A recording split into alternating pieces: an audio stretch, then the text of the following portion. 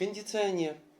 Adam, you see here, was less than 1.5 years old when a Soviet-era bomb obliterated his home 2 weeks ago, leaving this scene of destruction. His mum, Sonia, who earlier in the war briefly lived in Bristol, and her grandma, Tetiana, were both also killed, as were 7 others. They were relatives of Xenia, who has lived in Bath for years. She's been telling us the harrowing details of what happened. Usually those bombs, when they hit the roof or the wall, they explode.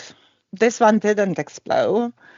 It threw somehow through the wall between the second and the third floor and exploded inside. So there's nothing left.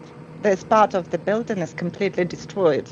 Sonia's body was recovered first at about 1 o'clock at night. They couldn't really understand whether it was her or not. She was misidentified first.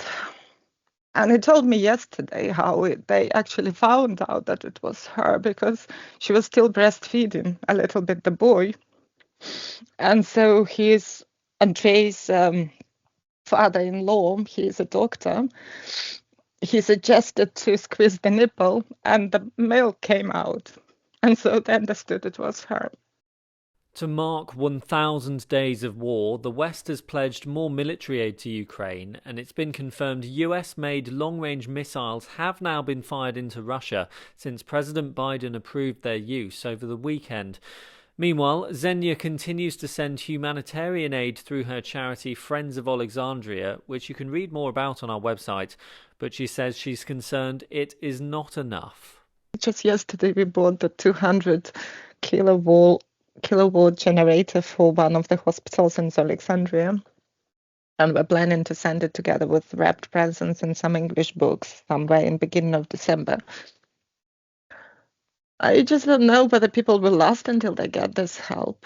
In recent months, Ukraine has featured less in our news. It's been replaced by the situation in the Middle East and the US presidential election.